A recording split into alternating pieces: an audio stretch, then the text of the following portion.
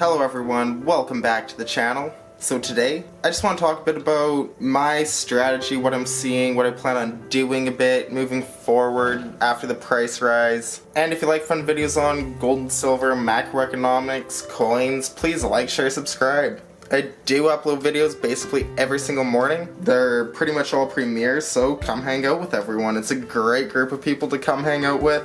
Stay tuned for the 500 subscriber giveaway as well. Hasn't started yet, but the comment video will be coming out soon after I hit 500 subscribers. Let's see what fun pieces I could get in the box for that. There's a few in there already that I know all of you will enjoy.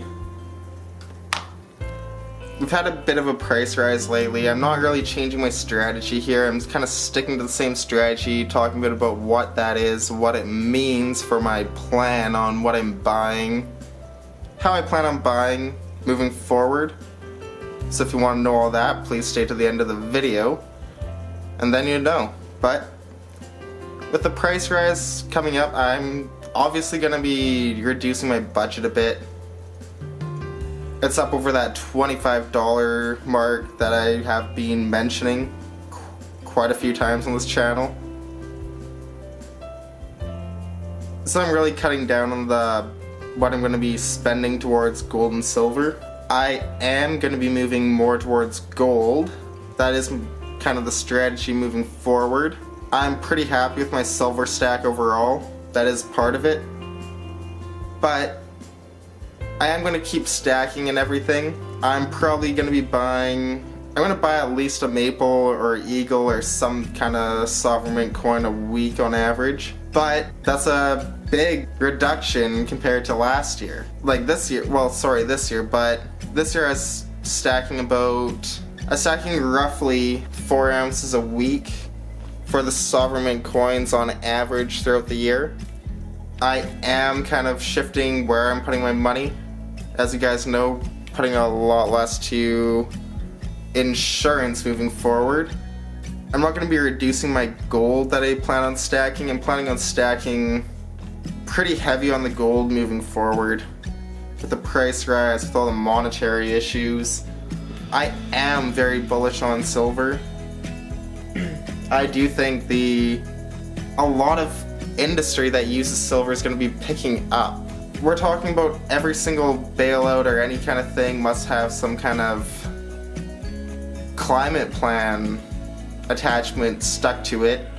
So I could see a lot more things like solar panels that require silver to be made. A lot of things like that. Moving forward, we're also talking about rebuilding infrastructure to be more green.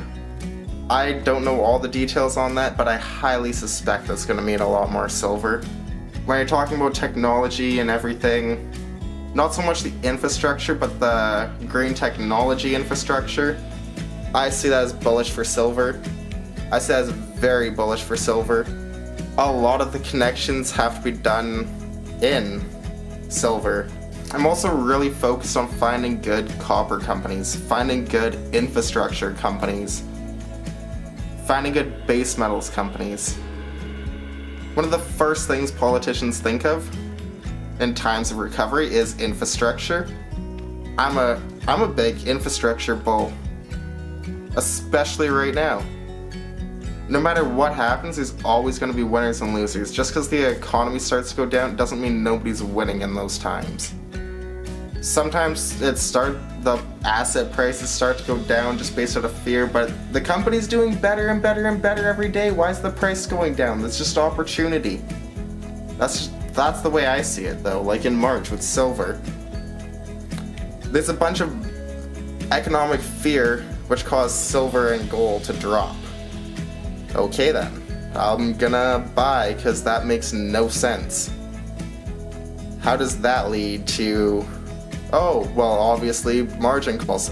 Once the margin calls are done, they're not going to keep selling their gold and silver every single day. The banks aren't going to be phoning them every single day asking to cover their margin accounts. I saw that one as a very obvious call at the time. when it comes to margin calls, I see it as it's crystal clear when that happens in my head, at least. A lot of things aren't, but when I see a lot of price movement based on things that have nothing to do with this itself, especially speaking of gold, you'd think that a bunch of economic uncertainty and everything that will be leading to money printing would be good for gold. But everyone was investing a margin before though, so when the banks call them, because they're investing with money that's the banks essentially, their prices go down. They have to maintain a certain percentage of what they actually own in the account for what it's worth and all that, compared to what they owe. So they have to sell metals, pay off the banks. That's kind of what happened. But moving forward with the infrastructure, it does require that's a very bullish for base metals as well. Bigger infrastructure projects.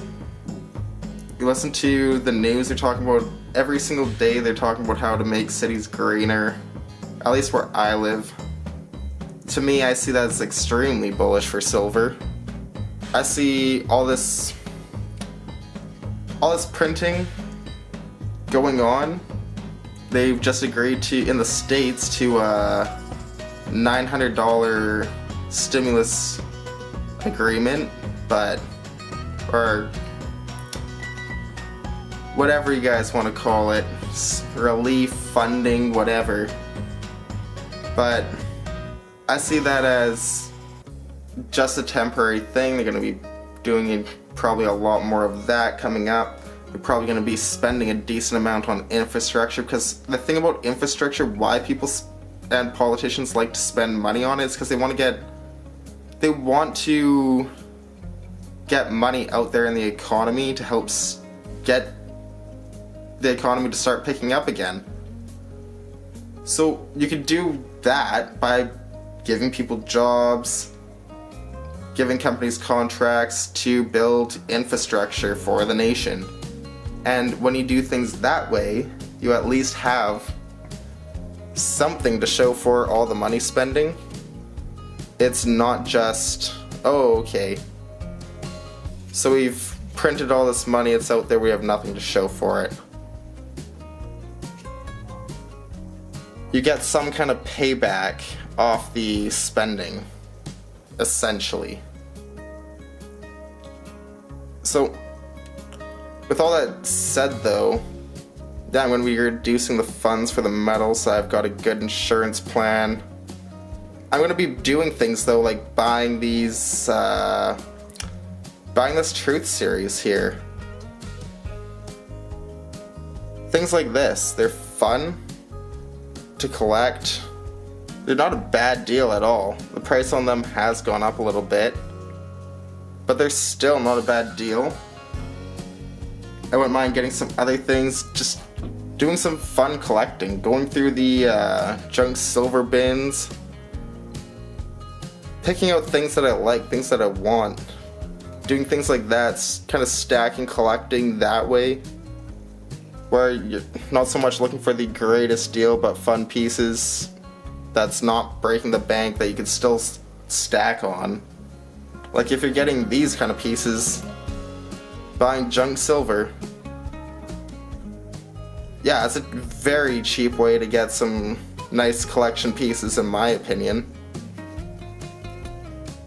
This is one of my more favorite pieces, let's say. Very cheap. Fun to collect though. I wouldn't mind building my peace dollar collection, get some more AU peace dollars. That's kind of I want AU minimum grading and get just every date, and then maybe work on the mint marks after I get that. Do some fun things like that. Get some more Morgan dollars. And if the prices keep going up, and the prices on some things like this Johnson Matthey bar here, one of my favorite pieces in my collection, just this old 10-ounce hand-poured Johnson Matthey bar. If I get pieces like this, they don't move in price, at about 400, 450 Canadian, that kind of ballpark. Depending on what kind of pour, obviously, right? But if the prices keep going up, I might even get some more stuff like this. That's pricey silver. But if they're charging them, if you're charging like $430 for that, and 10 maples would be 400. At that point, I'm just gonna get this. I'm gonna get a nice, fun piece of hand-poured silver. Because I tend to do a bit more collecting. When the prices go up over 25 an ounce, I tend to move more towards gold and do a bit less speculation with the metals. Once the prices start to go up, that's just what I said at the beginning of the year. I'm really reevaluating everything, what I've done this year, what I have planned for next year. So I want to come up with a good plan for next year. I'm pondering over my stack, just looking at everything, seeing what I have, figuring out what is best for the purpose of all of this. And I do have a bit of a budget set aside for collecting. It is a hobby of mine, and I am going to keep it up. That's just kind of where my mind's at right now. So I expect a bit more fun pieces on this channel, and a bit less of the maples, the 5-ounce bars and things like that while the prices go up. I'm still going to be buying this stuff, but not as much as before. And I hope you enjoyed the video. Please like, share, subscribe if you do want the regular content. If you do like fun videos on gold, silver, macroeconomics, coins. If you want to stay tuned for the 500 subscriber giveaway.